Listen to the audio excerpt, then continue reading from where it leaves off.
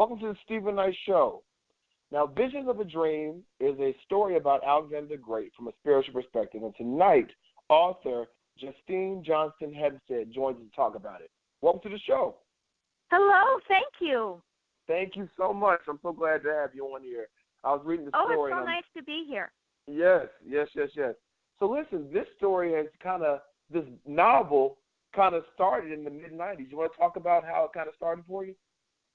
Yes, I was in a car accident in 1990.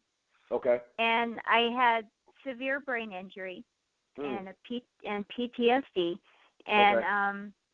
And I started the story in the mid-'90s after watching an A&E biography show because I could identify with Alexander's perseverance and his persistence because I felt I needed that in my recovery. Yeah. And from there I started to do more research on him because I felt that if whatever made him succeed so much that I wanted to apply that to myself to recover from my brain injury. Right. And and in my research I found that he had a brain injury too. He had what I'm assuming is a brain injury because in one of his battles somebody hit him with a battle axe and it split his helmet in two. Oh my gosh. Yeah, so wow. So I thought, wow, I can really identify with him. So tell about your accident. You got your car got hit by, was it a bus? Yes, it was a city bus in San Diego. Right. And my husband and I were just married for 3 months at the time. Wow. Yeah, and I was in a coma. Yeah, you were in a coma, and they thought that you wouldn't live. Wasn't that correct? Yeah. Excuse me? They thought you wouldn't live, and then you went on to have 7 children with your husband. Yes. Yes. They said that we wouldn't be able to have kids either. Yes. Yeah. So and we had 7. So 7 kids. Wow. Yeah. So and what was it when you saw that documentary? What was it that resonated the most with you about Alexander the Great? How much he overcame. Yeah. And I knew that I wanted to adapt because when you have a brain injury as bad as I did, you kind of end up without a personality. You have to build yourself back up, and I really liked his qualities, his perseverance and his persistence, and I knew I wanted to adapt those to myself. Wow. So I went from there and I worked on that, and I researched him mostly through Arian, which is a ancient historian, but from him, he took the accounts of what Alexander's actual officers, what they actually said that he said during his speeches. Right. So right. I included a lot of that in my book because I wanted to have his actual words, and then to make his character as authentic as I possibly could, I used his words and radiated out from his words to build up his character. And the more research on him, the more I knew I wanted to overcome like he did. And I loved how he when he went to the east, he would adapt the qualities of the cultures that he came into contact with.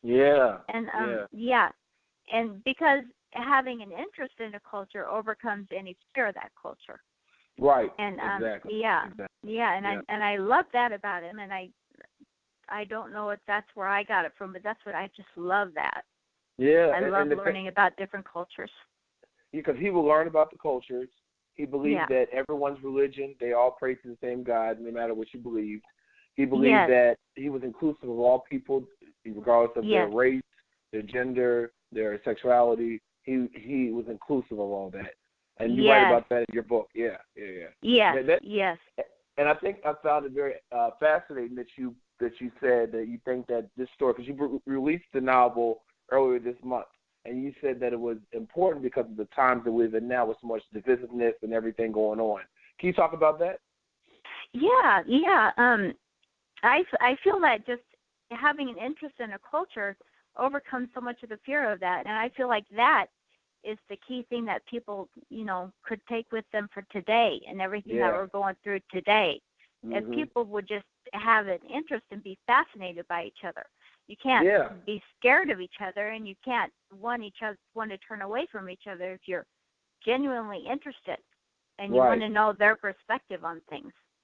I agree, and I think that the reason why there's so much divisiveness is because we don't connect like we used to, or maybe we never connected in a certain way, and so it's that ignorance of each other that makes us afraid of each other, and so that's what causes all this hate and all that. You agree? You agree with that? Yes, that's beautiful. That's beautiful. Yeah. Well, I think this. I mean, the novel is great. I mean, his story, and I didn't know much about the story until researching it for this interview. But it really does speak to a person who was inclusive of all people. You know what I mean? Yes. Regardless of what they believed in, and and he was able to adapt in that. What did you learn? What else did you learn about yourself in doing your research for this novel? Oh, I learned so much. I learned what in my book I say that he wants to he wants to conquer the world. Yes. But he knows that in order to do that, he needs to explore and conquer his own mind. Yeah. And I think that was the mirror of what I needed to do also to recover from my injuries. And he learns, I include two really especially close relationships in the book that he learns from.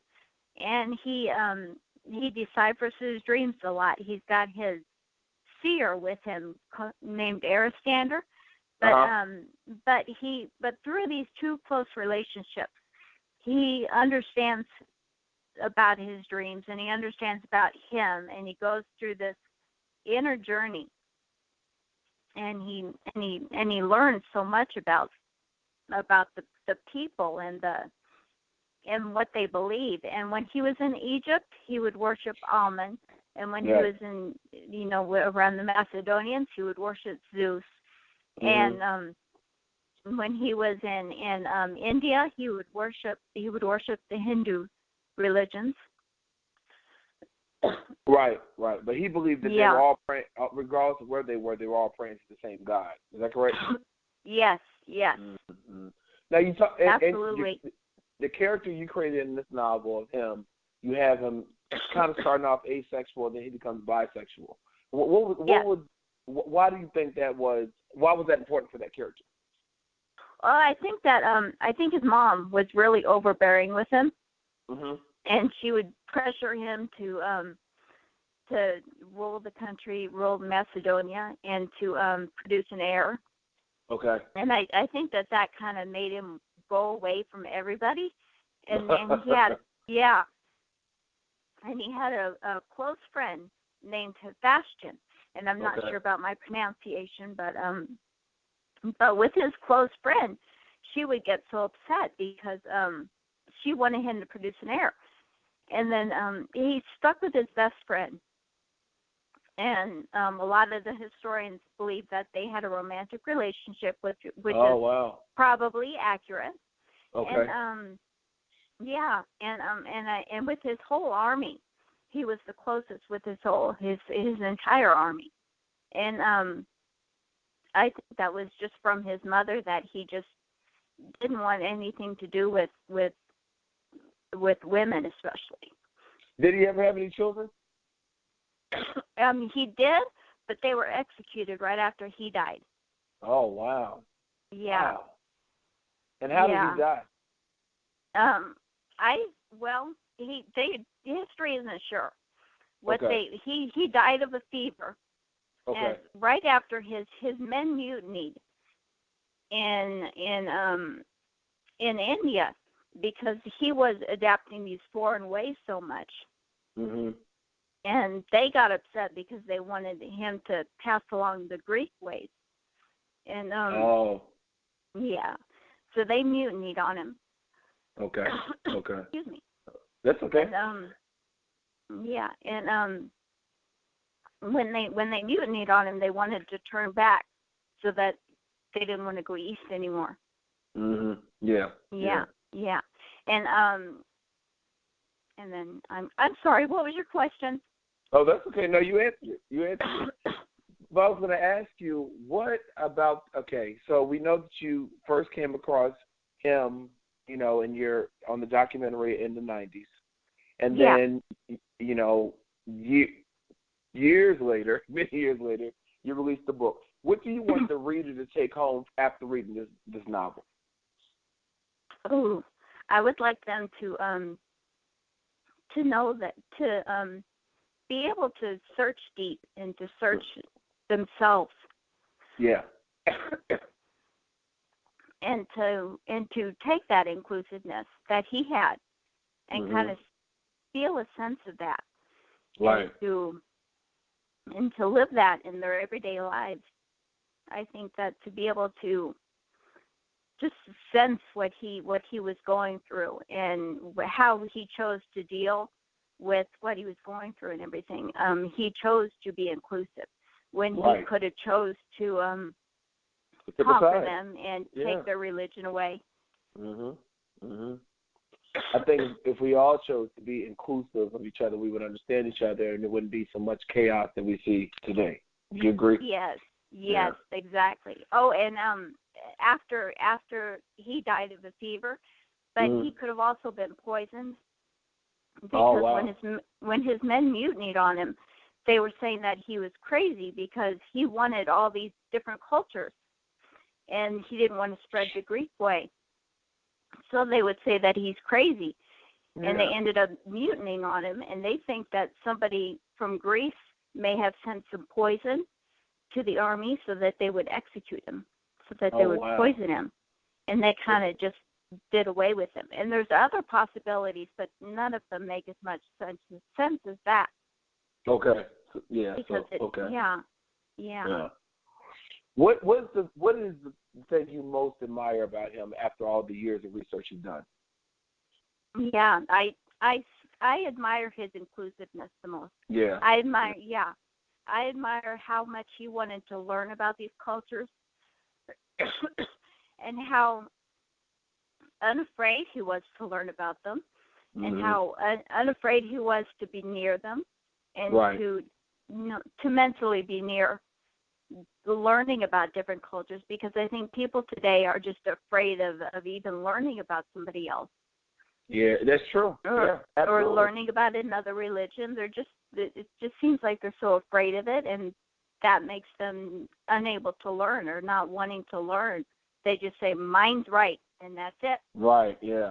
And I agree. You know, I have a friend that I went to school with, and he was the kind of person, you know, he knows all types of religions. He knows them because he's done his research, but it doesn't change what he believes in. What it does, it actually helps build the foundation of what he believes in, because he knows other religions, so he can relate to other people. You know what I mean? So I think people they feel like that if they learn another religion or learn what, you know, the premises of it, they think it's going to taint their religion, and it doesn't. It doesn't. Yeah. But it does give you a world view perspective of what other people believe. They build off of each other. Exactly. And it makes you really see the truth in everything. I agree. Yeah. Well, the novel is Visions of a Dream, and it's out on Amazon. You can go out there and buy it right now. Do you have a way where people can contact you, or if they want to know more about the novel, or you know, any more social media or something you want to put out there? Yeah, just on Amazon.com, just search Justine Hemmestad, and that's Hemmestad. And I also have an author's page on Amazon, and that's got a little bit more. And then my son made a book trailer for Visions of a Dream, and that's on his site at www.maxgraphics.studio. Awesome. And that's amazing. I love the video. And he captured check that out. The heart. I'm sorry. I need to check that out, definitely. Yeah, he captured the whole heart of the story and just a beautiful, simple imagery, and I love it. Wow, that's awesome. Well, Justine, thank you so much for joining us tonight and telling this story and telling your story, and I'm so glad that you recovered 7 children. You know, they thought you were dead, but you're here, You told an amazing story, and I just thank you so much for your time and for everything that you represent. Well, thank you so much, and thank you for your kindness. Absolutely, absolutely. Yeah, And listen, we'll be right back after this.